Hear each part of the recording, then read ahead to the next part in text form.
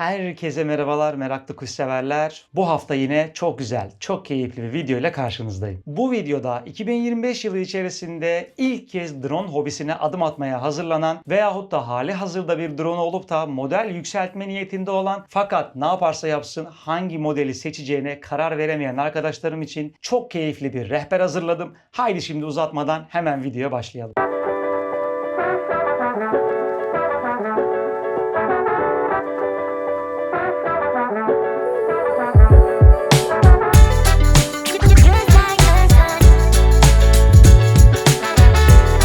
Videoma başlamadan önce her video öncesinde yaptığım küçük minnak ricamı tekrar yeniliyorum. Eğer bu video vesilesiyle sizi kanalımda ilk kez misafir ediyorsam videoyu bir beğeniniz, aşağıya güzel bir yorumunuz ve kanala aboneliğiniz şöyle alnımızın terini silmek anlamına gelir. Ayrıca videolarla kanalımla alakalı soru, sorun ve görüşleriniz için ister aşağıdaki yorumlar bölümünü isterseniz de şu an paylaşmış olduğum Instagram adresimi kullanarak bana ulaşabilirsiniz. Çayımız, çorbamız, kahvemiz boldur. Gelin Instagram'da da iki lafın belini kıralım. Videoya ufak bir girizgah yapacak olursak her zamanki gibi bildiğiniz gibi drone hobisi yıllar geçtikçe aşırı şekilde insanlarda merak uyandırmaya ve teknoloji geliştikçe de her fiyat segmentinde her kullanıcı için farklı drone modelleri piyasaya sürülmeye başlandı. Geldiğimiz bugünkü noktada en popüler drone üreticilerinden birisi bildiğiniz gibi DJI markası. Aslında bu marka sadece dronelar değil, kullandığımız kameralar, el gimballeri ve daha birçok aksesuarı bünyesinde barındıran ve son yıllarda gerçekten dünyayı eline aldı diyebileceğimiz bir marka haline geldi. Bugün tecrübe ettiğim, şu ana kadar kullandığım ve kullanmaktan çok keyif aldığım, sizlere gönül rahatlığıyla tavsiye edebileceğim drone modellerinden bahsedeceğim. Bu arada bu drone modellerinden bahsederken de videoyu toplamda 3 ana bölüme ayıracağız. İlk olarak standart normal dronelardan yani hobi dronelarından bahsedeceğim. İkinci başlık olarak aslında son dönemlerde piyasaya düşmüş ve influencer drone olarak tabir ettiğim içerik üreticilerin işini son derece kolaylaştıracak ve kullanımı diğer dronelara göre biraz daha kolay olan ve daha kolay, daha hızlı videolar çekmenizi sağlayan dronelardan bahsedeceğim ve son olarak da adrenalini seven, uçmalı kaçmalı videolar çekmeyi seven ve bu hobisini bu amaçla sürdürmeyi düşünen FPV drone tarzındaki dronelarla alakalı görüşlerimi bildirerek de videoyu kapatacağım. Şimdi hemen standart dronelarla başlıyoruz. Ayrıca yine çok önemli olarak da şu notu vermem gerekiyor. Bana her gün gerçekten onlarca soru geliyor. Abi şu drone'u alacağım, kayıt gerekir mi? Bu drone'u alacağım, sigorta gerekir mi? Nasıl uçuş izni alırım? İzinsiz her yerde uçar mıyım? Gibi. Canlar şunu bilin lütfen. İster 250 gram altı hobi drone'u kullanın, ister 250 gram üstü ticari drone. Hangi drone'u kullanıyor olursanız olun, izinsiz drone uçurmak yasak. Sivil havacılığı mevzuatlarında bu açık şekilde belirtilmiş. Tabii ki de drone'ların 250 gram altında ve 250 gram üzerinde izin alma şartları ve şartnameleri değişebiliyor. Fakat izinsiz drone uçurmak yasak.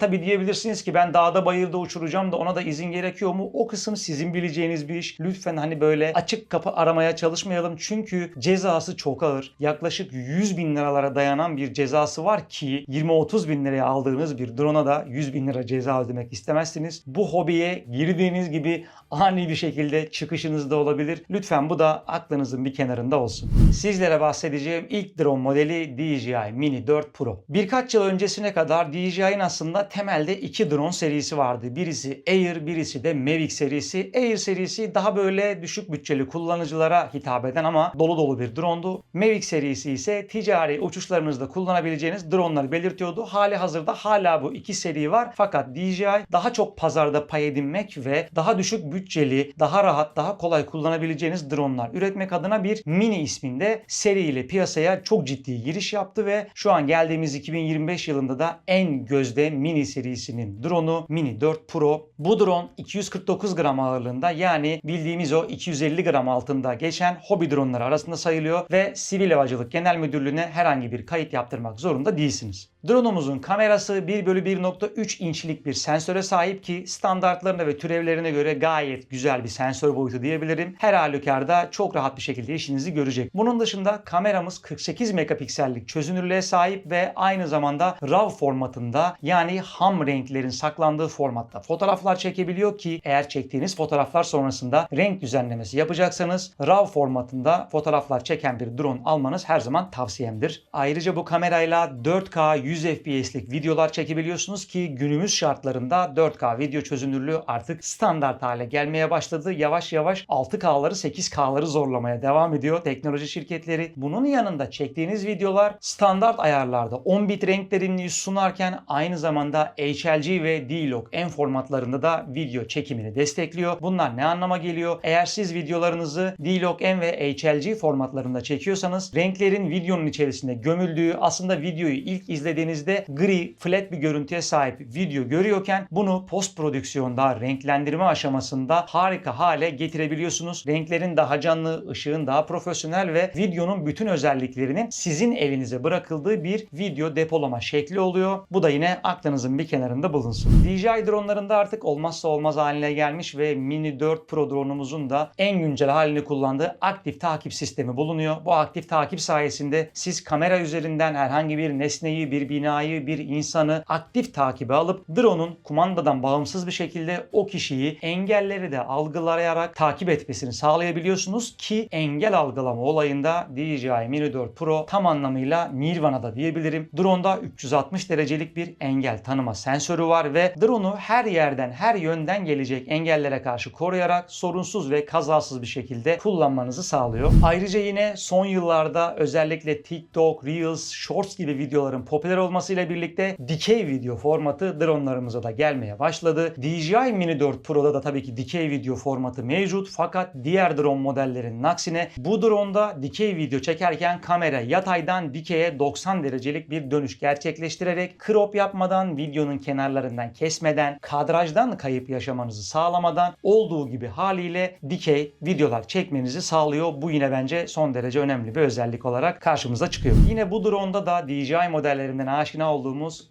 kolay uçuş modları mevcut. Sizin kumandayı bırakarak sadece nesneler üzerinden işte etrafında dönme olsun, tepesinden havalanma olsun, bumerang gibi birçok çekimi kumandadan bağımsız drone'un otokontrolü sayesinde yapmanızı sağlayan modlar bu drone'umuzun içinde mevcut. Gelelim uçuş süresine. Bildiğiniz gibi son dönemlerde yine DJI drone'lar aslında iki farklı batarya türüyle geliyor. Bunlardan birincisi standart batarya, ikincisi ise plus batarya. Standart bataryalarla bu drone'u sahip olduğunuzda 34 dakikalık fabrika uçuş verilerini sizlere sunuyor fakat bildiğiniz gibi bu fabrika uçuşları rüzgarsız ortamda belli bir sıcaklıkta falan filan gerçekleşiyor. Yani siz hangi drone'u alıyor olursanız olun uçuş süresi üzerinden bir 3-4 dakikayı hatta 5 dakikayı yok sayın. Çünkü işin içine rüzgar girdiğinde, sıcaklık girdiğinde gibi birçok etmen girdiğinde drone'un pil kullanımını etkiliyor. Yani standart bataryayla alacak olursanız bilin ki bu drone fabrika verileriyle 34 dakika ama plus batarya satın alacak olursanız da 45 dakikalık uçuş süresi sunuyor sizlere. Bu bilgi de yine aklınızın bir kenarında olsun. Satın alırken mutlaka dikkat edin. Gelelim Türkiye şartlarında bir teknolojik aleti alacaksanız sizin için en önemli olan şey o da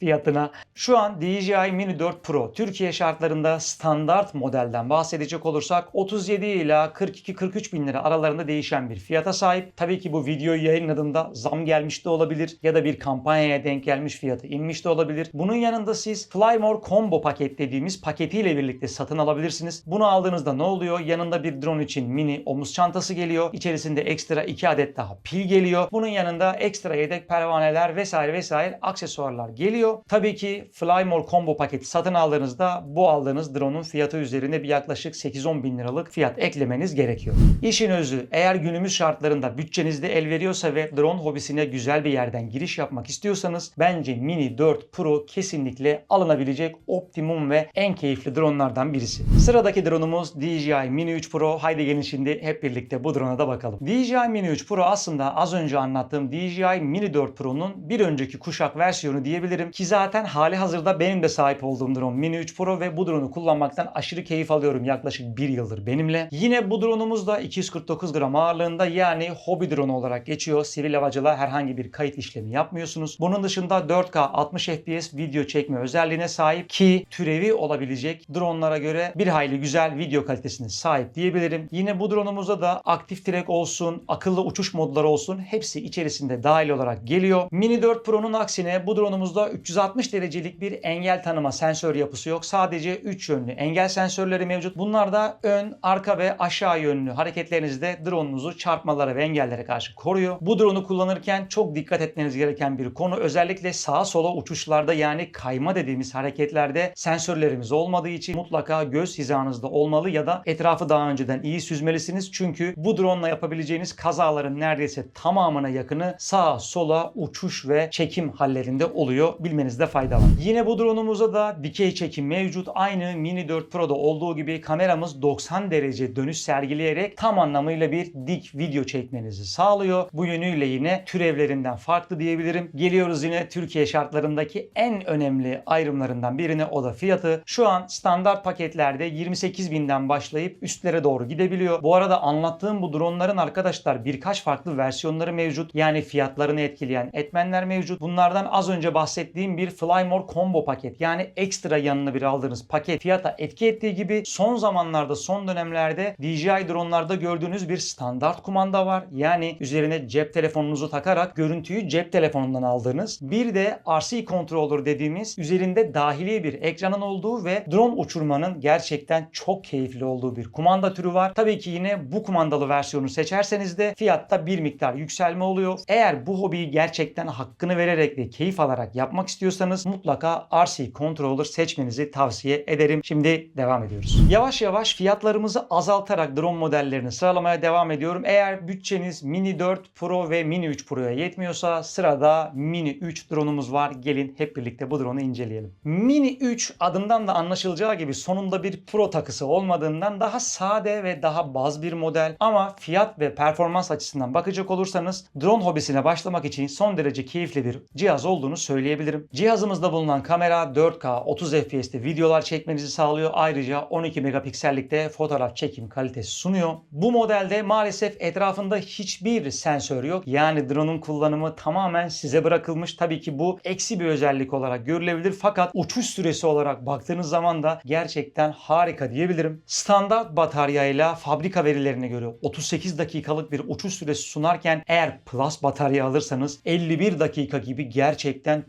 çok uzun bir uçuş süresi sunuyor sizlere. Hele bir de bunun yanına bir batarya daha eklerseniz değmeyin keyfinize. Günümüzde Türkiye şartlarında bu drone'un da fiyatı 21.000 liralardan başlıyor ve tabii ki üzerine eklediğiniz batarya türlerine, kumandasına vesairene göre fiyat yükselebiliyor. Fakat bütçeniz sınırlı ve kaliteli çekimler yapmak istiyorsanız bu drone da tam size göre diyebilirim. Geldik bu bölümde anlatacağımız ve fiyatını olabildiğince düşürdüğümüz son drone'umuza, o da DJI Mini 4K. Bu drone'umuz da yine diğer Mini serisindeki kardeşleri gibi 249 gram ağırlığında, yani sivil havacılığa herhangi bir kayıt gerekmiyor. Sensör olarak 1/2.3'lük bir küçük sensöre sahip. Yani bu ne anlama geliyor? Düşük ışıklı ortamlarda diğer türevlerine göre çok daha aydınlık videolar size sunmayacaktır. Fakat performansına bakılacak olursa bunu başlangıç drone olarak kullanabilir ve bu özelliğini bence göz ardı edebilirsiniz. Yine cihazımız 4K'da 30 FPS'e kadar videolar kayıt etmenizi sağlıyor. Bu drone nezdinde bahsedeceğimiz yine aynı özellik olacak. Etrafında herhangi bir engel sensörü yok. Sadece alt tarafında yere iniş kalkışlarınızı kolaylaştıracak bir sensörü mevcut. Yani drone'u uçururken yine DJI tamamen size, yani pilotlara güvenmiş ve tüm kontrolü size bırakmış. Yine bu drone da sizlere sunduğu özelliklere göre 31 dakikaya kadar uçuş süresi sağlayarak aslında türevlerinden hiç de geride kalır değil. Günümüzde Türkiye şartlarında 15.000 liralardan başlayıp yukarılara doğru giden bir fiyat etiketine sahip olan bu drone'umuz gerçekten tam anlamıyla bir fiyat, performans ve başlangıç drone'u diyebilirim. Buraya kadar anlattığım dronlar içerisinde fiyatı yukarıdan aşağı doğru sıralamayı uygun gördüm ve en son Mini 4K ile kapattık. Şimdi devam ediyoruz bir sonraki kategoriden. Sıradaki kategorimiz benim kendi nezdimce uydurduğum bir kategori gibi görülebilir ama dronların özellikleri aslında tam da bu kategoriye uygun. Sıradaki dronlarımız influencerların, içerik üreticilerin çok basit, çok hızlı şekilde video kayıtları alabileceği dronlar. Haydi şimdi buradaki dronları incelemeye başlayalım. Bu kategori içerisindeki inceleyeceğimiz ilk drone DJI Flip. Flip Flip gerçekten DJI'nin son dönemlerde çıkardığı şekil, şemal, katlama, taşıma olarak en değişik dronlarından biri diyebilirim. Fakat üzerinde bulundurduğu özellikler sayesinde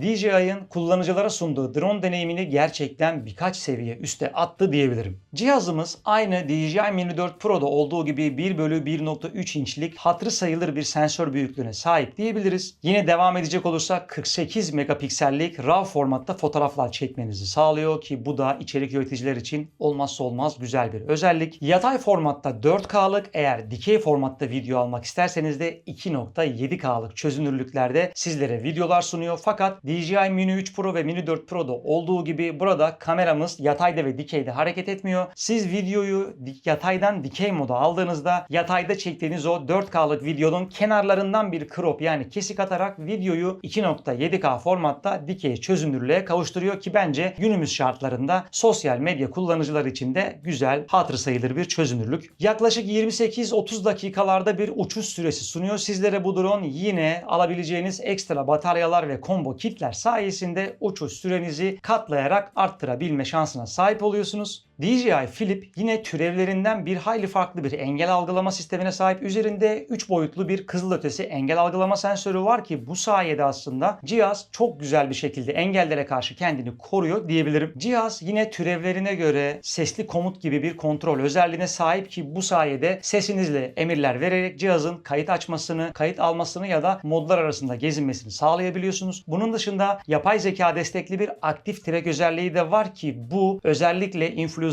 çok işine gelecektir diye düşünüyorum. Bu drone'u bence türevlerinden ayıran en büyük özelliği ise drone'u kumandasız bir şekilde kullanabiliyor olmanız. Oldu ya drone'la çekim yapacaksınız ve hemen kaldırmak istiyorsunuz havaya. Bunun için kumandayı kullanmanız gerekmiyor. Üzerindeki tuşlar sayesinde akıllı çekim modunu seçip drone'un AI özelliği sayesinde sizi tanımasını sağlayıp istediğiniz çekim modunda istediğiniz görüntüyü alıp daha sonrasında drone'u avucunuza indirebiliyorsunuz. Bu son dönemlerde gördüğüm ve DJI'ın drone'larına kattığı en keyifli ve akılcı özellik diyebilirim. Bunun yanında kumandasız uçurmak istediğiniz takdirde yine cep telefonu üzerinden de Wi-Fi sinyaliyle drone'unuzu kontrol edebiliyorsunuz. Sadece burada Wi-Fi sinyalinden kaynaklı drone'un menzilini bir hayli aşağı çekiyorsunuz. Fakat dediğim gibi yine hızlı çekimler yapmak istediğinizde, hemen bir görüntüyü almak istediğinizde bu size kumandayı çıkar, drone'u eşleştir gibi vakit kayıplarından kurtarıyor ve hızlıca, pratik bir şekilde içerikler üretmenizi sağlıyor. Türkiye şartlarında bu drone'un fiyatına bakacak olursak, drone'un kategorisini diğerlerinden ayırmamdaki asıl temel sebebi görmüş olacaksınız. Bu drone'umuz sadece drone olarak yani kumandasız herhangi bir kontrolcü olmadan da standart paket olarak satılıyor ki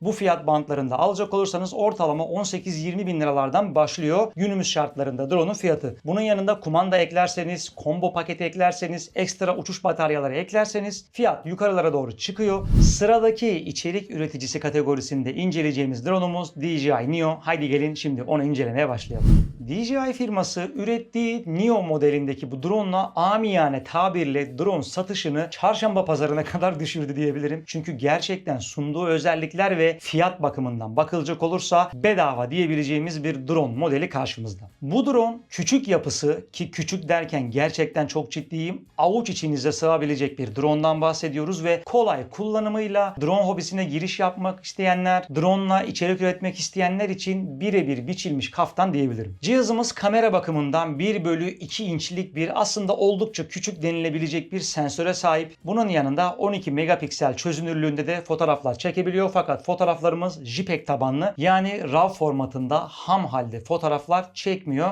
Bunu bilmenizde fayda var. 4K'da 30 FPS'lik gerçekten hatırı sayılır yatay kadrajda videolar ve 1080p çözünürlüğünde Full HD dikey videolar çekme özelliğine sahip ki günümüz şartlarında bence bu hobiye giriş yapmak isteyenler veya içerik üretmek isteyenler için gerçekten alınıp denenebilecek bir drone modeli diyebilirim. Kameramız gimbal olarak tek eksenli bir yapıya sahip. Yani bu aslında sizin drone'u uçururken biraz dikkatli olmanızı, sarsıntıları biraz daha azalmak için ani hareketler yapmamanızı sağlamaya itiyor sizi. Bunu bilmenizde fayda var. Drone'u aşırı hareketli kullanırsanız da tabii ki FPV tarzında çekimler elde etmenizi sağlıyor. Bu da bu drone'un bir artı özelliği diyebilirim. Bunun dışında yine DJI Flip'te olduğu gibi bu drone'u kumandasız olarak satın alabiliyorsunuz. Kumandasız bir şekilde akıllı uçuş modlarıyla kullanabiliyorsunuz. Yine kumandayla uçurmak isterseniz de kumanda olarak cep telefonunu kullanabiliyorsunuz. Tabii ki Wi-Fi özelliğinden kullandığınız için bu sizin menzilinizi bir aile düşünüyor veyahut da bu drone'u kumandalı bir model olarak alarak da standart drone menzillerinde kullanabiliyorsunuz. Yine bu drone'umuzun da avuç içinden kalkış ve avuç içine iniş modları mevcut ki bu yine drone'a yeni başlamış kişilerin son derece işini kolaylaştıracaktır. Ayrıca bu influencer drone'ları olarak incelediğimiz kategori içerisinde hem DJI Flip hem de DJI Neo pervane korumaları bakımından da drone'unuzun düşmemesi, herhangi bir engelde sorun yaşamaması için özel drone koruma sistemiyle donatılmış. Bu da yine DJI'ın diğer drone'larından bir adım öne çıkarıyor bu anlattığım iki drone modelini. Ve geliyoruz en son özellik olarak da fiyatlarından bahsetmeye. Türkiye şartlarında bu drone'umuz kumandasız olarak satın aldığınızda 9.900-10.000 lira bantlarında satılıyor ki bu fiyata bu özelliklerde bir drone bulmanız imkansız diyebilirim. Eğer aklınızda soru işaretleri varsa ya ben bu hobiye başlarım da hani kaza yapar mıyım, drone'u düşürür müyüm, işte sonradan vazgeçer miyim diyorsanız DJI Neo tam size göre diyebilirim. Geliyoruz son kategorimize, o da FPV drone kategorisi. Burada inceleyeceğimiz 2 adet drone var. Bunlardan birincisiyle başlıyoruz. İlk inceleyeceğimiz FPV drone modelimiz DJI Avata 2. Bu model aksiyon tutkunları için, drone uçururken heyecanı sevenler için, böyle uçmalı kaçmalı yanarlı dönerli videolar çekmek isteyenler için biçilmiş kaftan diyebilirim. 1/1.3 inçlik hatırı sayılır yine bir sensör boyutuna sahip. Ayrıca 48 megapiksel fotoğraf çekme ve 4K 60 FPS'te videolar çekme özelliğine sahip ve 155 derece gibi çok geniş bir kamera açısını da içerisinde barındırıyor. Özellikle çektiğiniz videolara sinematik bir hava katmak istiyorsanız 10 bit renk derinliğine sahip ve D-Log-M formatında videolar kaydetme özelliğini içerisinde barındırıyor ki yine üzerinde bulunan ekstra pervane korumaları sayesinde FPV drone uçururken sizi engellere karşı bir nebze daha korumalı hale getiriyor. FPV drone kategorisinde diğer dronelara göre 3 farklı uçuş modu bulunuyor. Bunlardan birincisi standart, ikincisi sport ve üçüncüsü de akro modu. Ayrıca bu FPV drone'u isterseniz standart bir kumandayla kontrol edebildiğiniz gibi, isterseniz motion controller dediğimiz elinizin hareketlerini, elinizin açısına göre uçuş yapmanızı sağlayan çok değişik bir kontrolcüyle de kullanabiliyorsunuz ki bu sayede FPV drone hobisinden en yüksek verimi ve en yüksek keyfi almanızı vaat ediyor sizlere. Türkiye standartlarında bakacak olursak şu günümüz şartlarında 45.000 lira gibi fiyatlardan başlıyor Avata 2 ve üzerine eklediğiniz ekstralarla birlikte tabii ki bu fiyat yukarılara doğru gidiyor. Eğer FPV drone hobisine giriş yapmak istiyorsanız ve bütçeniz de el veriyorsa Avata 2 tam size göre. Sırada anlatacağım modelimiz ise DJI Avata 1, yani 2'nin bir önceki modeli hala satışta, hala kullanımda. Eğer bütçeniz el veriyorsa ve girişi bu drone ile yapmak istiyorsanız haydi gelin sizlere bunu da anlatayım. Bu cihaz DJI Avata 2'ye göre gramaj olarak birazcık ağır ve uçuş süresi olarak da birazcık kıt diyebiliriz. 18 dakikalarda bir uçuş süresi sunuyor sizlere fabrika verilerinde. Fakat şunu bilmenizde fayda var. Özellikle FPV dronelarda performans son derece yüksek olduğu için ve hareket kabiliyetiniz çok yüksek olduğu için bu uçuş sürelerini çok kale almamanızı tavsiye ederim. Yine Avata 2'deki birçok özelliğe sahip. Yani yine bunu da motion controller'la uçurabiliyorsunuz. Yine bunda da 3 farklı uçuş modu mevcut. Fakat fiyat olarak Avata 2'den bir hayli aşağıda. Türkiye standartlarında şu an 30-32 bin liralar bandında DJI Avata 1 satışta bulunuyor. Eğer siz de bütçem Avata 2'ye el vermiyor, hem en azından bir deneyeyim bakalım beni memnun edecek mi diyorsanız Avata 2 ile FPV drone hobisine giriş yapabilirsiniz. Ve geldik dostlar videonun kapanış bölümüne ve benim son yorumlarıma. Şöyle bir konuyu toparlayacak olursak. Diyebilirsiniz ki abi hep DJI droneları mı anlattın ya, işte yok mu Fimi dronelar, Xiaomi'nin droneları, Hubsanlar falanlar filanlar diye. Arkadaşlar birçok farklı drone markası var mevcut. Bunlara hiçbir itirazım olamaz. Siz istediğiniz markayı kullanmakta serbestsiniz. Fakat bana soranlara benim kendi kişisel nacizane görüşüm şu. Aldığınız bir drone, ki bu dronelar zaten aksiyon cihazları olduğu için düşmeye, kırılmaya, kazaya, kırma daima açık cihazlar ve bu tarz cihazların teknik servisleri, yedek parçaları Türkiye'de bol miktarda bulunmalı ki günümüz şartlarında DJI markası özellikle teknik servis ve parça bakımından son derece yaygın diyebilirim. Bu gönlünüzü ferah bir şekilde drone'u uçurmanızı sağlayacak. Bunun dışında farklı birçok drone modeli var. Yani DJI'nin Air modelleri var, Mavic modelleri var, falanı var, filanı var. Bunları bilerek anlatmadım çünkü benim burada size anlattığım drone modelleri kendi tecrübe ettiğim drone modelleri. Yani ben bunları uçurdum. Ben bunlardan memnun kaldım ve size de tavsiye ettim. Hani uçurmadığım, bilmediğim bir drone hakkında yorum yapmak ya da ticari bir drone hakkında burada yorum yapmak aslında çok da benim haddime değil. Kendimi o konularda acayip dolu ve yetkin görmüyorum. Onun için daha profesyonel droncu kardeşlerimiz var. Onlardan da fikir alabiliriz. Bu tarz dronlar için gerçekten daha profesyonel bir yaklaşım gerekiyor ki o profesyonelliğe kendinizi ait görüyorsanız zaten bu tarz dronlara veya benim bu videoma ihtiyacınız yok demektir. O yüzden bunu da açık yüreklilikle söylüyorum. Bu ve bunun gibi drone modelleri ve markaları hakkında soru, sorun ve görüşleriniz varsa bana aşağıda yorumlardan ve isterseniz de şöyle paylaştığım Instagram üzerinden ulaşabilirsiniz. Sorularınıza elimden geldiğince cevap vermeye çalışırım bilgim dahilinde. Bunun dışında yine yukarıya kart olarak mutlaka video içinde bırakırım. Şu anda bırakmış olmam lazım. Daha önceki dronelarla alakalı, drone almadan önce bilmeniz gerekenler, drone seçiminde dikkat etmeniz gerekenler gibi içeriklerim oldu. Bunları da göz atmanızı tavsiye ederim. Bir sonraki videoya kadar kendinize çok iyi bakın. Allah'a emanet.